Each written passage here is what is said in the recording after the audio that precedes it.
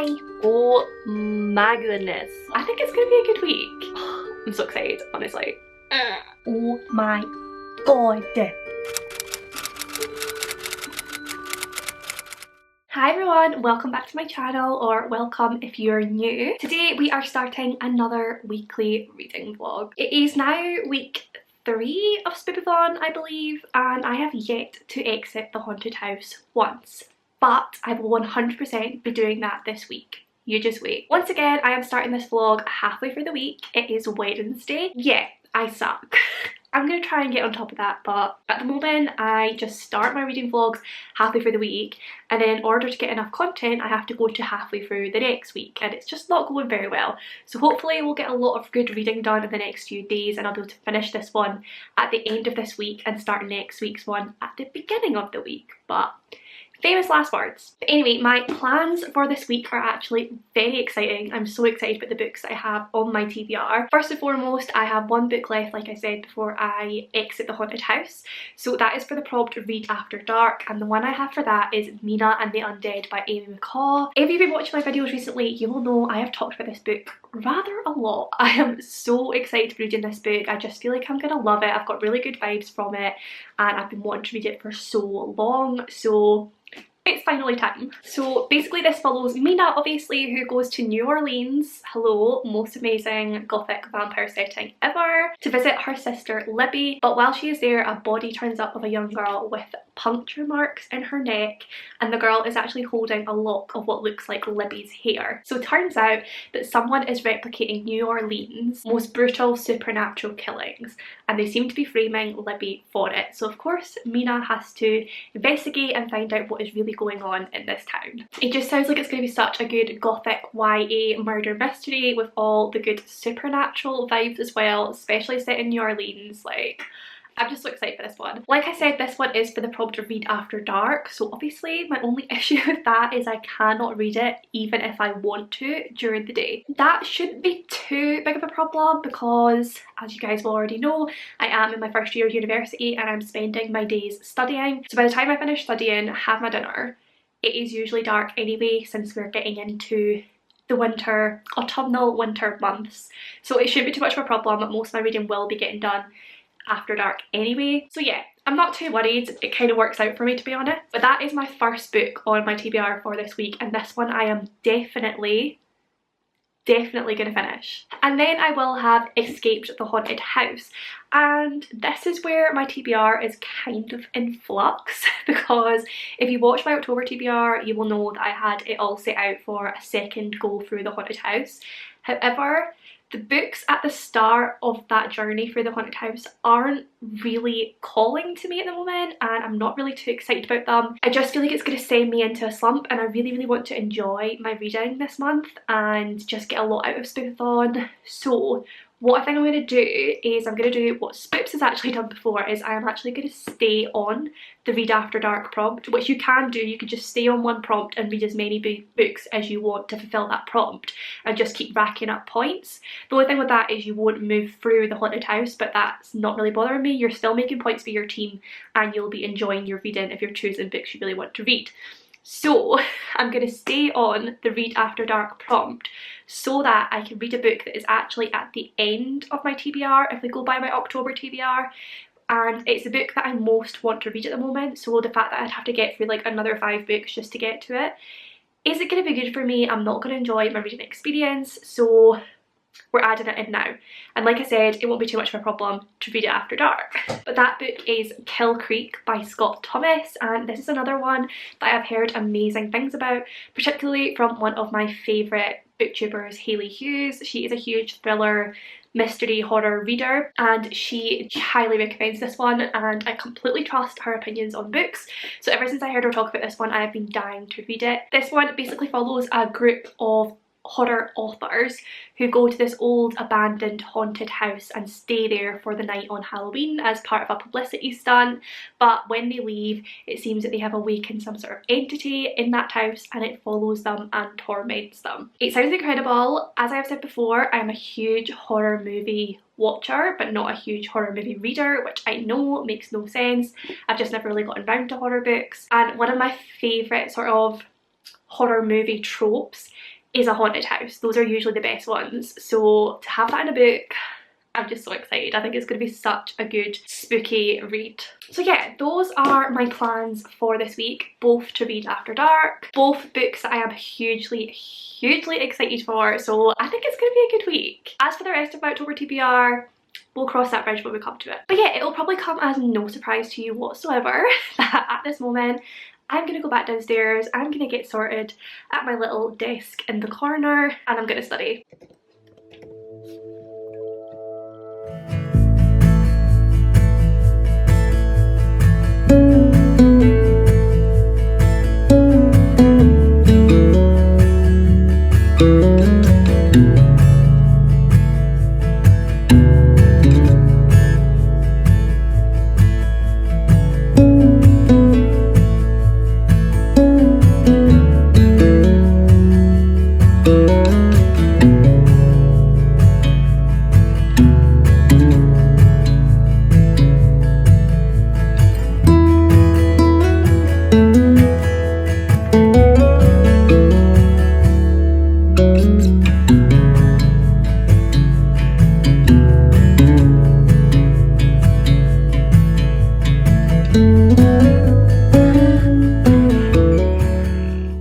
Okay, I'm back. It is quite a bit later now. I have finished off my uni work for today. I have also had my dinner and also took a quick break for some cuddles with the cat as well because, you know, self-care. But it is officially dark outside, so it's 6:30, so at least I know that from 6:30 I will be able to read these books, which is not too bad at all.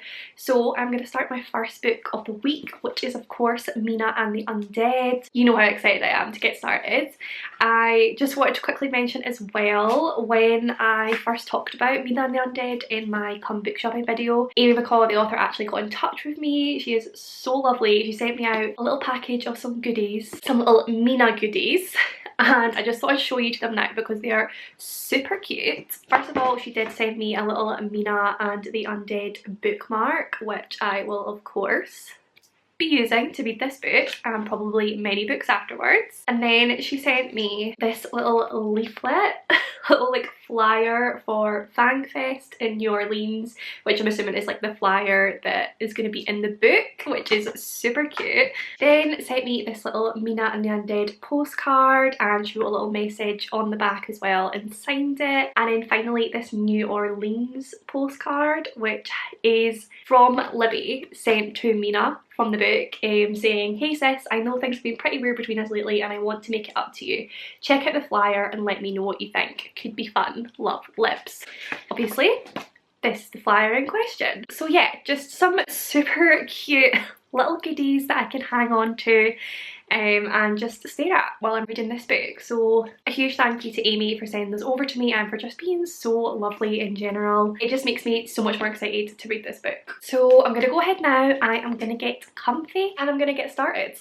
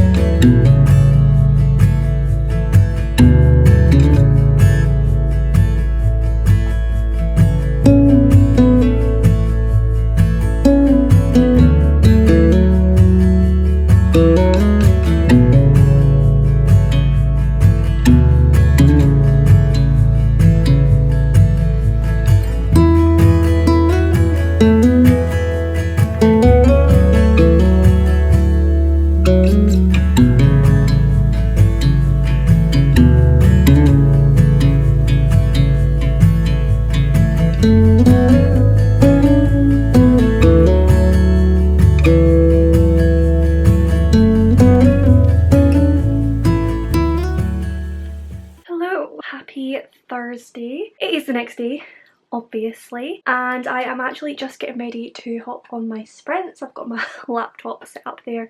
We're in the games room today. I do not have my chair, so I'm sitting on the sofa bed and the laptop is resting on an Xbox box.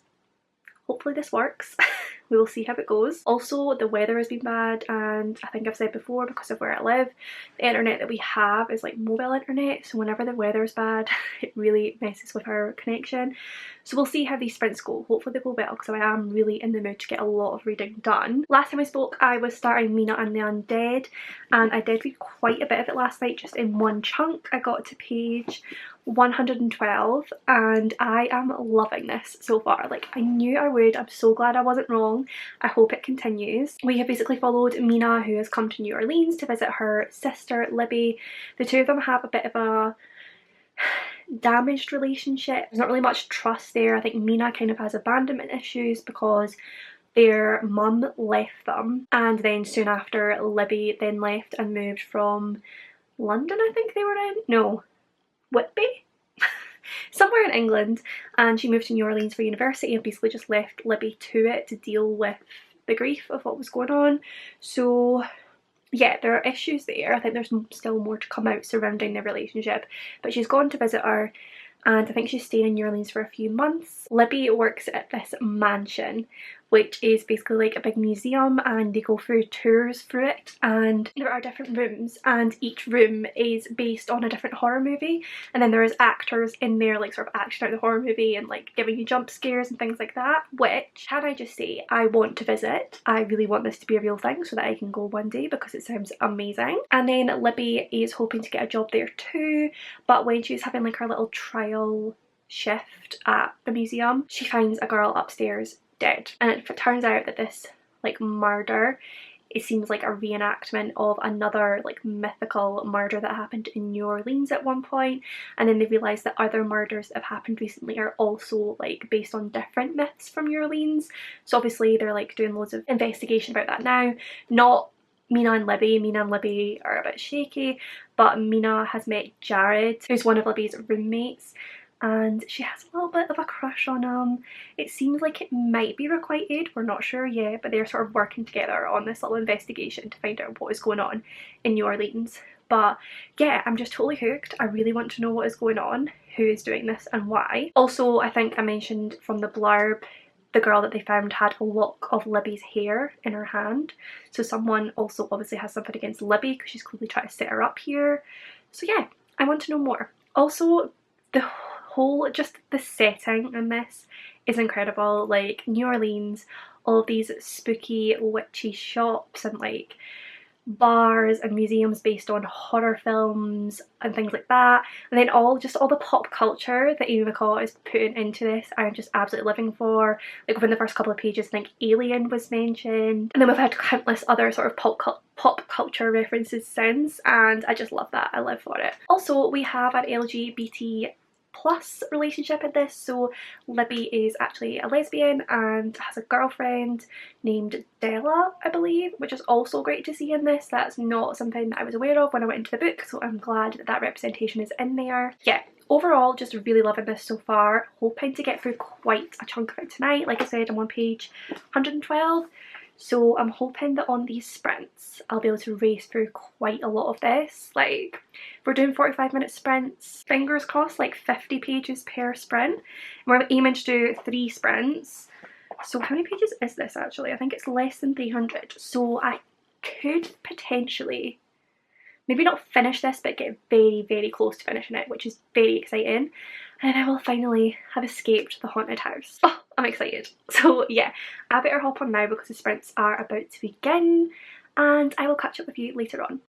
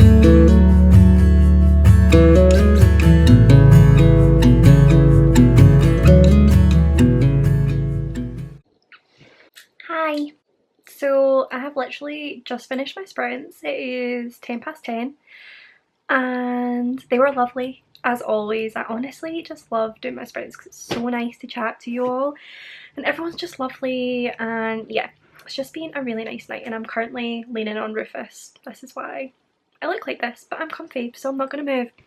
But I've read like 150 pages of this tonight and I've got less than 30 pages left, and oh my god, it's so good. Like, I had seen quite a few people I know rate this 3 stars recently and I have absolutely no idea why. Those seem to be the ones that the reviews that I've seen, but then I just looked on Goodreads the other night and I saw that like actually tons of people I know have actually rated it 4 or 5 stars. So for some reason I just missed those reviews before and I went in worried, but it is so damn good. Like, the last 50 pages, there have been so many like big reveals that I really did not see coming at all. It totally gives me like, some of the reveals and some of the things that happen do give me like Vampire Diaries vibes, original vibes obviously because it's set in New Orleans, but the reveals have just been so good. The way, like, I think the way that McCaw has paced it in bringing out those reveals, like, you could tell that maybe some characters were a bit shady to begin with, but I just didn't see some of this stuff come in. And I just think it's been so well done. I've absolutely lost myself in this gothic YA horror vampire murder mystery world, and it has been such a good time. Like, I feel like it's been a wee while since I've read a book this fast because I've just not wanted to put it down. Like, they're nice short chapters, which definitely helps, but it's just so good. I've absolutely loved every second of reading this and I don't want to finish it. Like, I've got less than 30 pages left and I know there's going to be a sequel, but I just don't know if I can wait for it. It's going to be so hard. I want like 6 of these books that I can just binge read right now because they're totally taking me back to my high school days when I used to just binge read YA vampire books. But there's like more to this because it's got that murder mystery aspect as well, which I've been loving.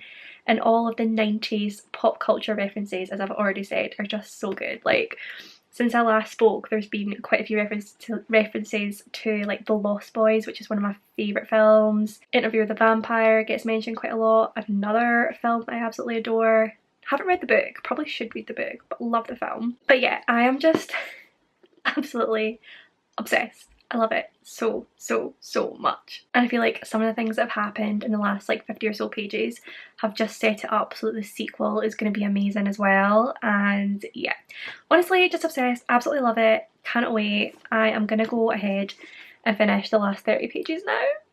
Okay guys, so I have literally just finished Mina and the Undead and oh my goodness, 5 stars. 5 stars, no doubt about it. I bloody love this book. I think because I was slightly concerned going in because I'd seen a few bad reviews and I thought I'd maybe grown out of the YA vampire genre. Although I was so excited for it, I don't think I expected to love it quite as much as I did. So as I read it, loving it that much just made the whole experience just so much better. Honestly, everything about this book I adored. From the beginning, I was hooked. The New Orleans setting is just perfect. I love New Orleans anyway, and it's one of my absolute top bucket list places to visit. I want to go so badly, and all of the spooky supernatural vibes within New Orleans were perfect. All of the 90s pop culture references I just loved. I think that also made me relate to Mina, the main character, so much more because she kept mentioning so many like 90s films and books and things that I love too. So I was so invested in her as a character, probably because I could relate to her so much, and I loved the murder mystery aspect of it. Like, I was literally turning every page so quickly because I wanted answers, and I think it was so well paced in that respect. And I loved how the murder mystery was incorporated with just a YA vampire genre as well.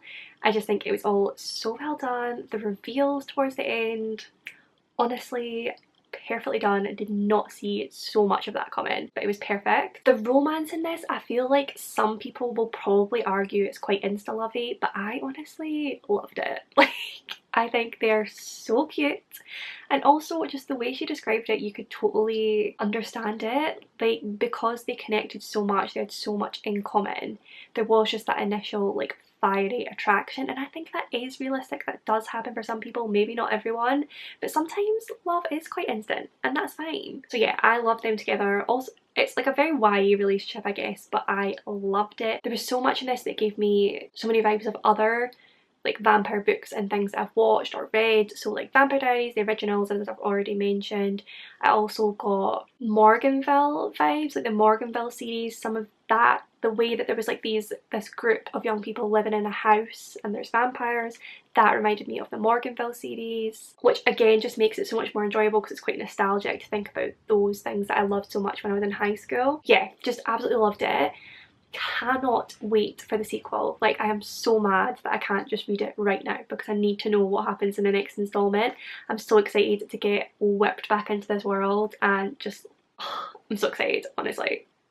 So yeah, that was a very good read, and it means I have now escaped the haunted house for the first time, which is very exciting. I feel like I have now accomplished something in this readathon. So the pressure is off. Now I can just read for pure enjoyment, though I've not been doing that so far because this readathon is all about having fun.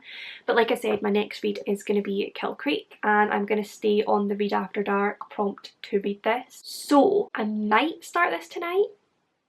I'm not entirely sure at this current moment. I need to take my makeup off, get comfy, all that jazz. But I may start it tonight. If not, the horrible thing is I'm going to have to wait until nighttime tomorrow, and I have plans tomorrow evening.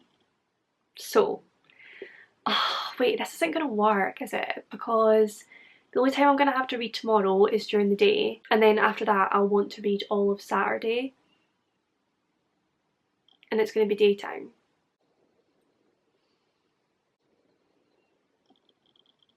It's not gonna work. Maybe I'll just have to read this purely for my own enjoyment and not as part of the readathon, just because I really, really, really want to read it. And then once I've read this, I can go back to the Spoopathon prompts. Maybe that's what I'll have to do because I just want to read it. Maybe what I'll do is I'll allow myself to read some of it tomorrow, but as long as the majority of it is read after dark, I will allow myself to count it. Is that cheating? It might be cheating, but I'm not sure I care. I think as long as the majority of this is read after dark, I can count it. So I'm going to read it no matter what, and then we'll just see how much of it is read in the daytime and how much of it is read in the evening time. That is the new plan.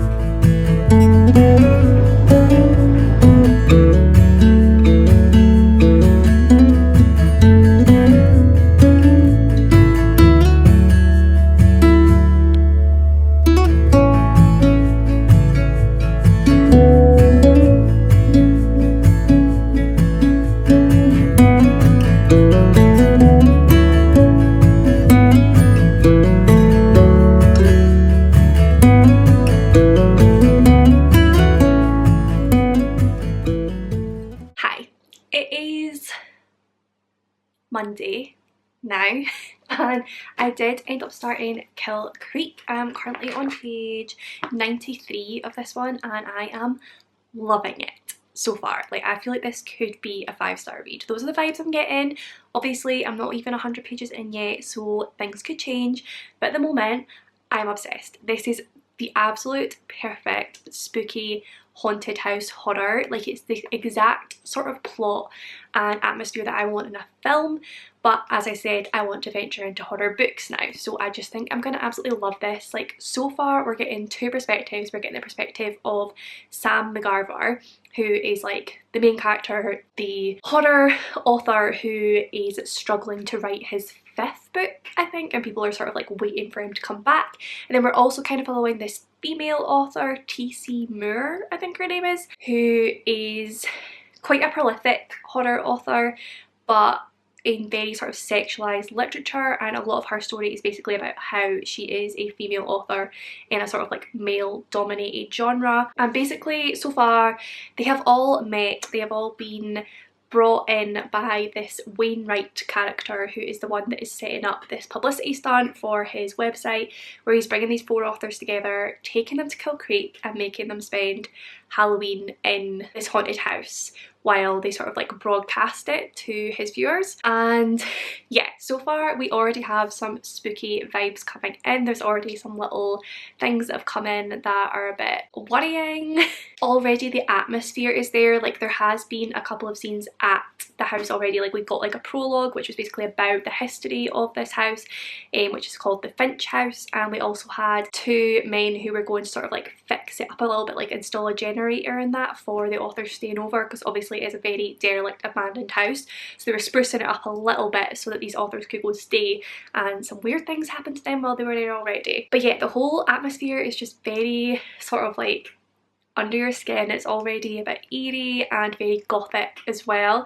And another thing that I absolutely love about this is how it talks a lot about writing and the horror genre, so it is a very self-aware book. I've said this before, I love when books talk about books and talk about writing.